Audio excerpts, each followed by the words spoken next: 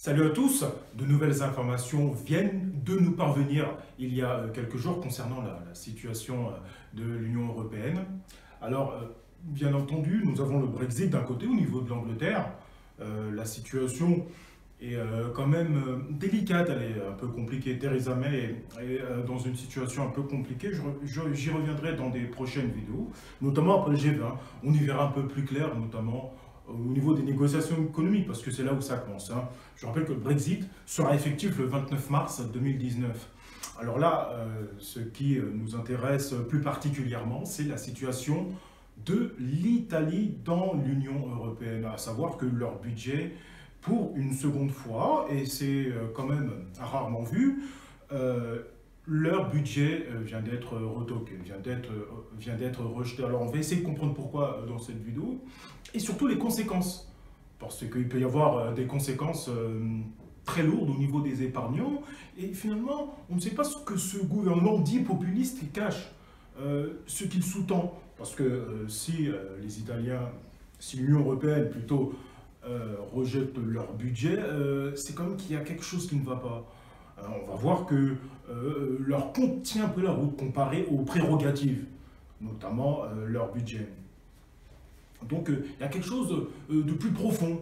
Et les tensions commencent à être très vivaces, à être très visibles, notamment entre le commissaire de l'économie Pierre Moscovici et Matteo Salvini. Alors, bien évidemment, on a plusieurs articles pour essayer de décortiquer l'information, pour essayer de comprendre tout ça, tranquillement.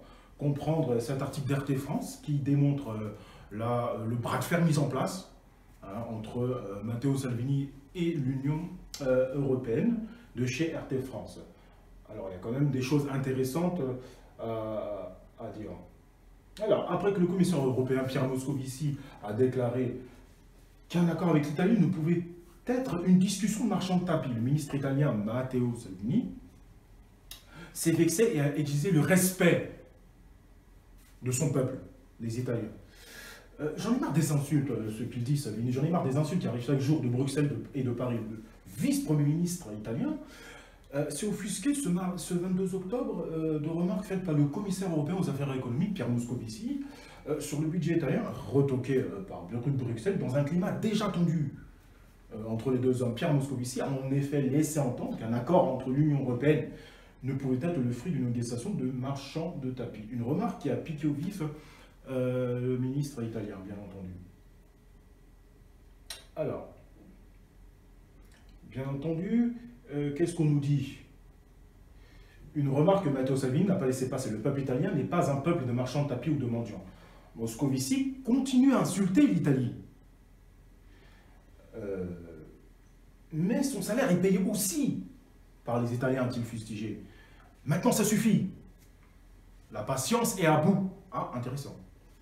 A martelé le ministre de l'Intérieur, qui a par ailleurs réaffirmé que le gouvernement ne modifierait pas son budget de 2019, qui prévoit un déficit de 2,4% du PIB, malgré les spéculations de la presse italienne en ce sens.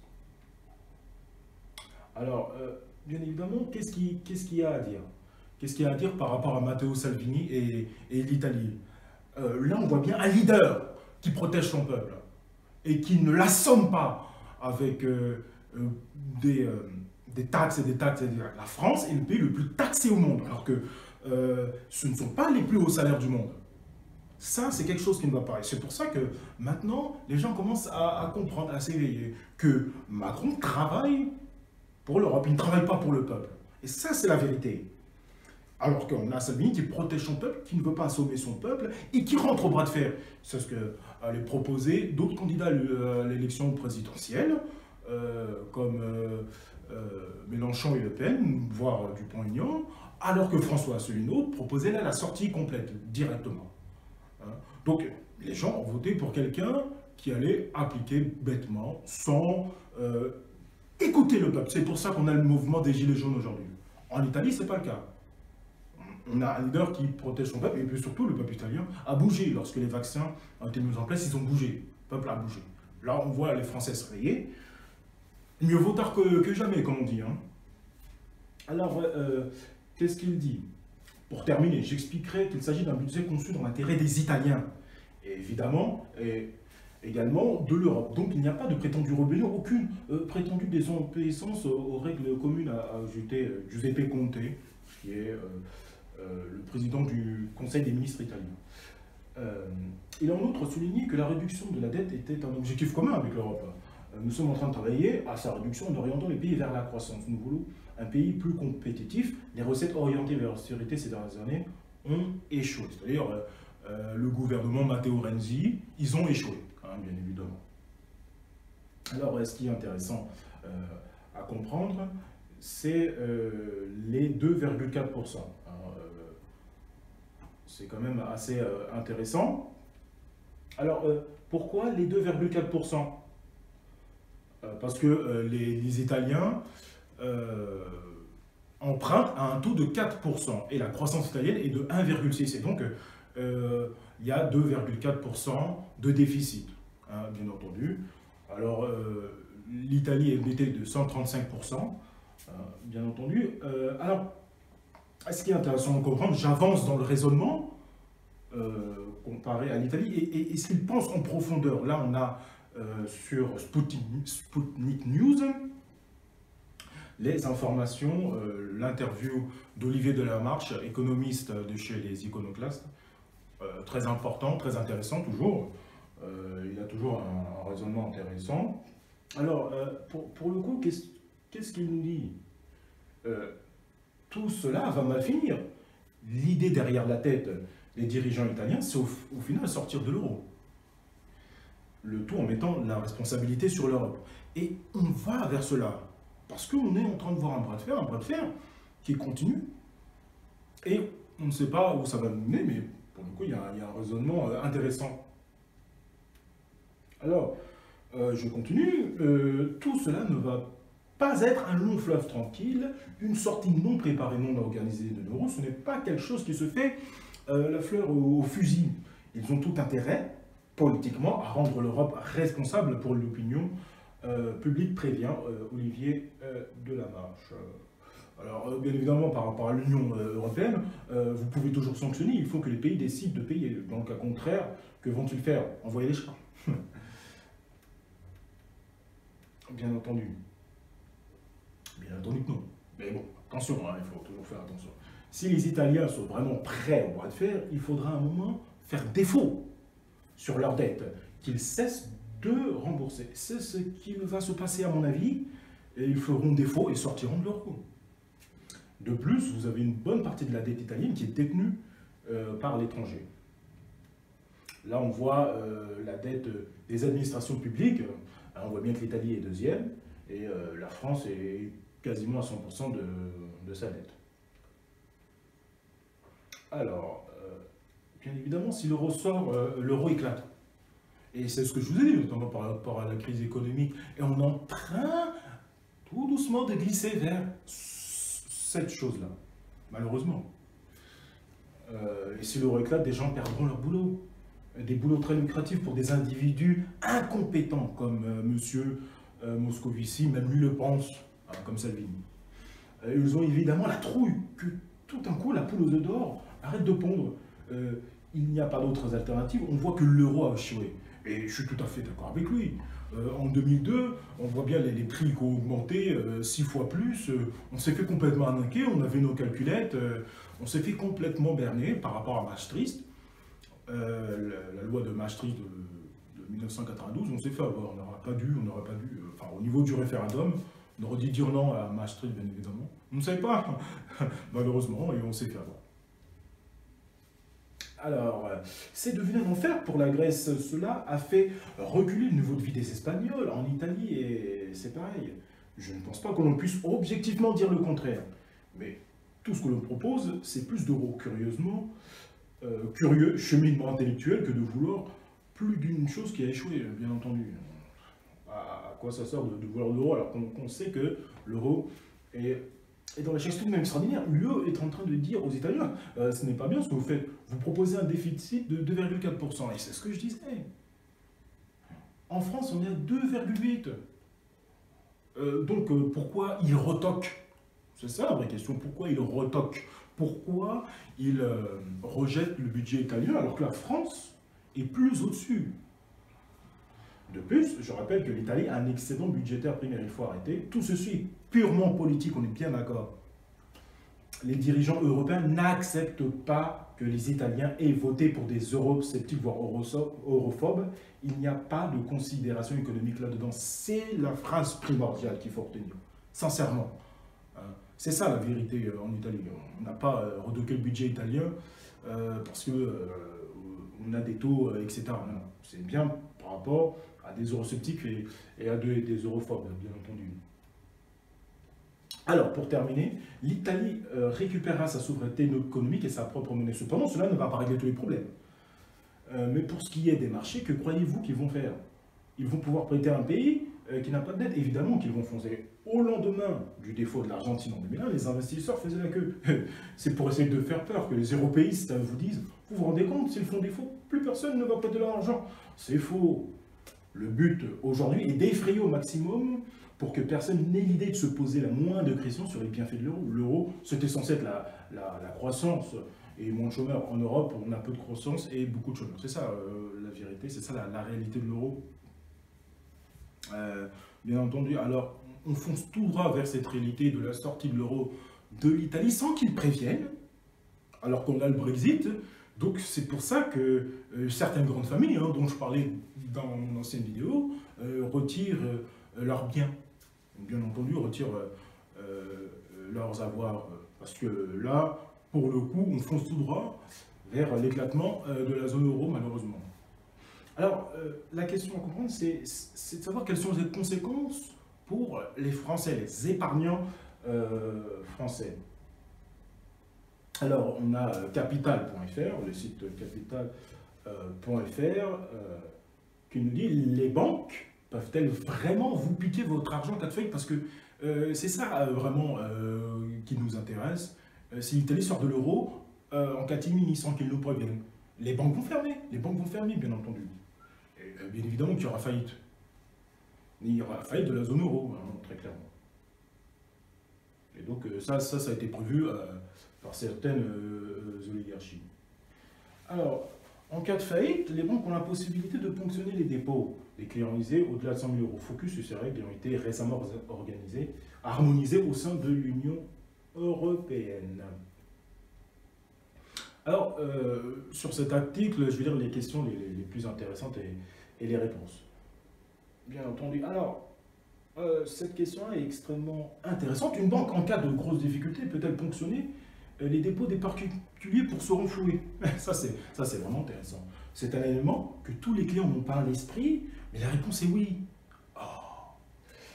En cas de faillite, les clients particuliers d'une banque sont considérés comme des créanciers, au même titre que toutes les entités auxquelles l'établissement doit de l'argent. Et peuvent donc potentiellement être sollicités pour éponger les pertes, rappelle Charles Constantin Vallet, avocat spécialisé dans le droit bancaire. Toutefois, plusieurs garanties protègent les déposants pour qu'ils puissent ne pas tout perdre. Alors, justement, on continue, parce que là, pour le coup, c'est assez amusant. Quelles sont ces garanties? Le dépôt sur un compte courant, livret bancaire, compte à terme, PEL, CEL, livret jeune ou compte espèce d'un PEA sont couverts jusqu'à 100 000 euros pour tous les épargnants. C'est génial! Quelle blague! Ce montant est calculé en additionnant toutes les sommes placées sur ces supports. À noter, les sommes placées sur un livret A, LDD et LEP font l'objet d'une garantie séparée gérée par l'État qui atteint 100 000 euros également. Pour l'assurance vie, c'est une autre garantie qui joue. Elle est de 70 000 euros par client et par établissement.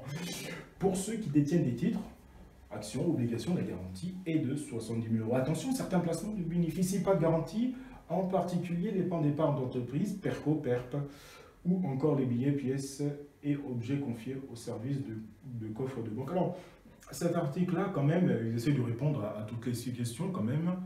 Voilà, ils n'essaient pas que d'aller dans un sens, ils expliquent la réalité un peu plus loin. Alors, la question à 100 000 euros, c'est celle-ci. Bien entendu. La garantie de 100 000 euros fonctionnera-t-elle vraiment? Car le problème, c'est ça qu'on veut savoir. Est-ce que ça va fonctionner vraiment, une garantie de 100 000 euros? C'est une vraie question, car le fonds de garantie des dépôts et résolutions financé par une cotisation payée par les banques ne dispose actuellement que d'un peu plus de 3 milliards d'euros dans ces caisses, un montant qui devrait grimper à 5 milliards d'ici 2024. Oh là là, une paille, sachant que le montant des dépôts à couvrir est proche des 1000 milliards d'euros. Voilà la vraie vérité. Mais sur ce point, le fonds de garantie se veut rassurant. Mettre en regard les ressources actuelles du fonds de garantie avec le montant total des dépôts bancaires couverts n'a pas de sens. S'agissant des grandes banques à caractère systémique, le mécanisme européen mis en place permet de traiter un éventuel problème en amont pour éviter leur fermeture et donc une indemnisation. Quant aux établissements, dans le cas où l'un d'eux ferait faillite, l'expérience montre que le fonds de garantie sera largement capable d'indemniser ses opposants. Bien évidemment, assure François Lacoste de l'arrêt Mondi, membre du directoire du FGDR. Bien évidemment qu'il ne va pas vous dire autre chose. Mais tous n'ont pas cette vision, bien entendu. Lui, il défend sa boutique. Si plusieurs grandes banques viennent à tomber en même temps, les fonds ne seraient évidemment pas suffisants pour indemniser tout le monde. Ils n'ont que 3 milliards sur les 1000, voire 1200 milliards. Qui va avoir, qui va ne pas avoir. C'est pour ça qu'on parle de bank run. Hein. Le premier arrivé, premier servi. Tout simplement. Et quand il n'y a plus rien, il n'y a plus rien.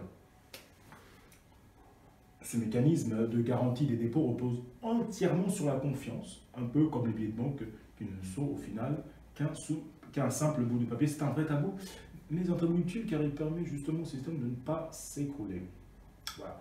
Ça, c'est quand même un article intéressant qui essaie de répondre aux questions et d'étaler plusieurs points de vue. Ça, c'est vraiment intéressant.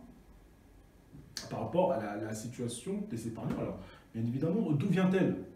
D'où vient-elle cette réalité des alertes au niveau des épargnants? Alors, bien évidemment, là, on a PGF, Provence Gestion Finance, qui nous parle de la loi Sapin 2, parce que c'est cette loi-là qui nous intéresse pour savoir, pour nous les épargnants, qu'est-ce qu'on doit faire, hein, quelle solution on peut avoir et qu'est-ce que c'est que cette loi, qu'est-ce qui fait que cette loi peut nous retirer de l'argent. Alors bien évidemment, qu'est-ce qu'elle nous dit cette loi? Cette loi Sapin 2. Alors bien évidemment, c'est toujours un article qui sort du lot. Là, c'est dans cette loi Sapin 2, c'est l'article 21 bis et son rapport sur l'assurance vie. Il est stipulé que ce dernier permet au Haut Conseil du secteur financier de moduler les règles de constitution et de reprise de la provision pour participation aux bénéfices. Alors, l'État va pouvoir se permettre de limiter, retarder ou suspendre tout versement au retrait de fonds par les épargnants.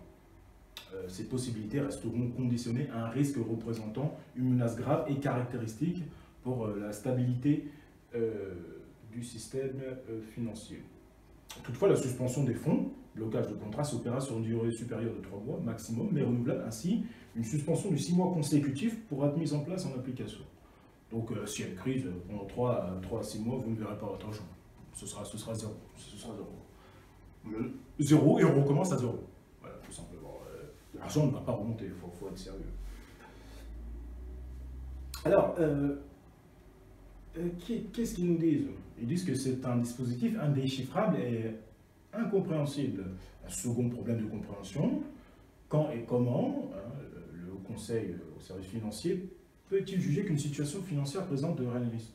Devons-nous attendre la faillite d'une banque ou un simple signal économique pour en suffire? On assisterait ainsi à une véritable mise sous tutelle de nos assurances vie par l'État. Toutefois, la totalité de l'allocation d'un contrat d'assurance vie n'est pas visée par cet article. Ce seront principalement les fonds en euros de tout type classique en obligation d'État qui seront les plus affectés. Alors là, pour le coup, alors, quelles alternatives pour diluer ce risque?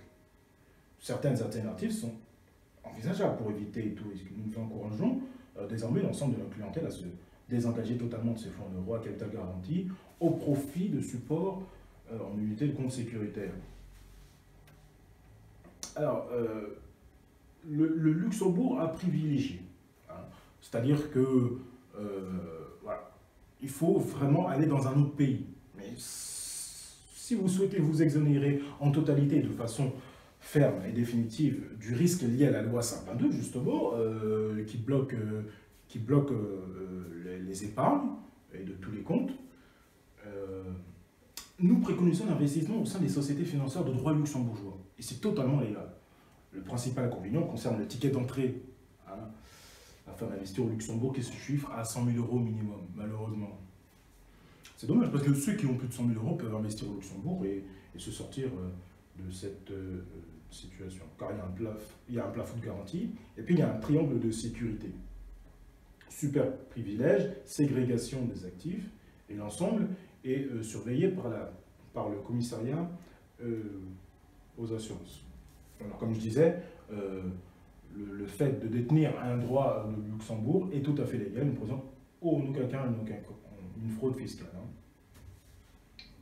Donc voilà pour cette vidéo, une information extrêmement importante, parce que bien évidemment ça concerne tout le monde, hein, je vous l'ai dit, c'est pour ça qu'il faut diversifier son argent, il ne faut pas du tout les laisser dormir, il faut bien écouter les économistes qui disent la vérité, Pierre Jovanovic, Olivier Delamarche, Charles Gave, Olivier Béchade, notamment, qui disent la vérité sur la situation des États-nations.